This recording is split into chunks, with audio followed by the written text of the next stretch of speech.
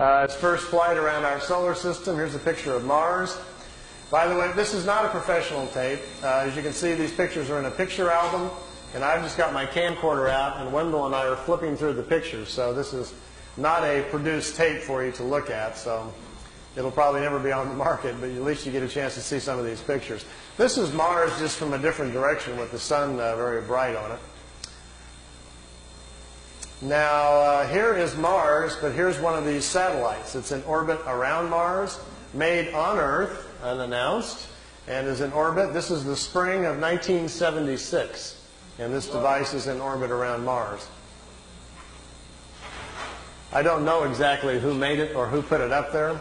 Here's another one. This is Mars again, and here's the light panels, solar panels, and the satellite equipment in orbit around Mars again. This is a different one.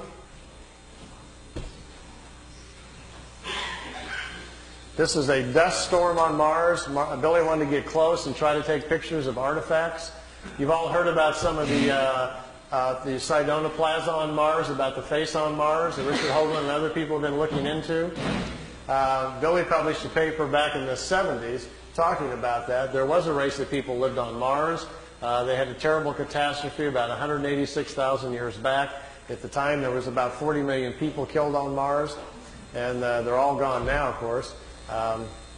So there were societies there, and we will find quite a few remains of their civilization once we get up there. Here he's on board one of their large motherships. This is the side or the edge of a saucer that was parked inside as he was walking by it.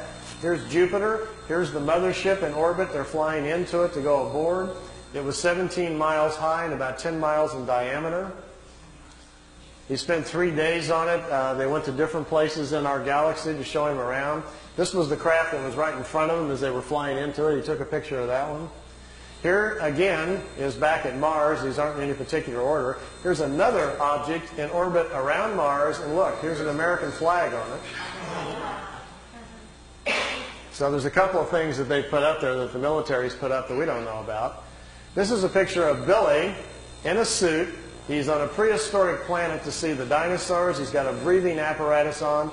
This is a Pleiadian man, and they've stepped outside of the ship so he can see the animal life on this prehistoric world. Got his picture taken, too. That's pretty good. This jumps back here to, remember the Apollo-Soyuz hookup, us and the Russians back in '76? Billy asked him if he could go up and watch it. They said, okay. They took him up. There's several pictures here of the Apollo-Soyuz hooking up with Earth in the background. Some of the wildest pictures he's got. I mean, just look at the vantage point. The planet's in the background. How else would you get this picture unless you were up there at that particular vantage point? Not a lot of people have that in their photo albums, you know.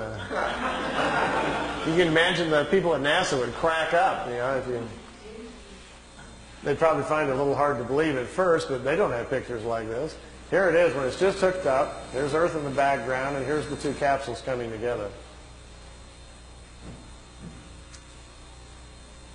This is the top of the mothership.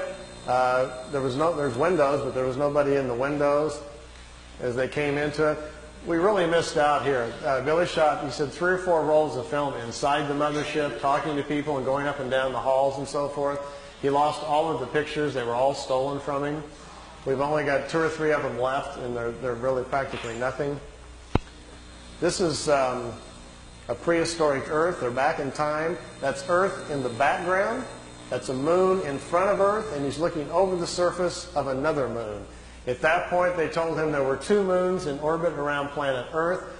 We think we're about 60 million years back. Here's another picture over the surface. Neither one of those moons is currently the moon that's in orbit now. The moon that's in our orbit now, they say, has only been there around 5 million years. Look at this one. This is another piece of equipment in orbit around Mars, and it's huge. It's like a space station, and it's in orbit around the planet. It's also from Earth. We haven't heard anything about that, have we? Here's the dinosaur pictures. Billy's back inside the ship, and there's a viewing screen in the craft, and he says he's taking these pictures. Here's our first dino. He's got kind of gold-brown skin, got large hind legs, short forelegs, and a head that looks kind of amphibian, like a vegetarian type. Here's the second one. There's a bird here apparently dropping some food or something.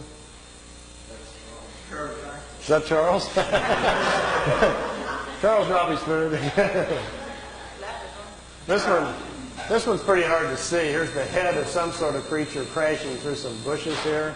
It's hard to tell. I know it's probably hard to see these anyway from back there, but just the idea that someone could actually go back in time just really gets my brain going. There's a bird. There's his eyes, some pretty nasty looking teeth. And the last picture after this one is the strangest of all. It's a plant that has an insect head. Billy calls it a plantum. They were trying to explain to him how the evolution of different life forms goes. How, for instance, here's a plant life when the plants are the food kingdom of the world. When the plants evolve to a certain level of evolution, then these lower order forms, here's a small head, and this head is part of that plant. There's these two little eyes. It's an insect, the beginning of insect life on the planet when the food kingdom has evolved high enough. There are 7 different stages, they say, of spiritual energies or creational energies on a planet that create the many different kinds of life forms. There's a transition from one kind to the next. Ours is the 7th or the last one. We have to wait until the animal kingdom has raised the evolution of the body material high enough so our cycles can start.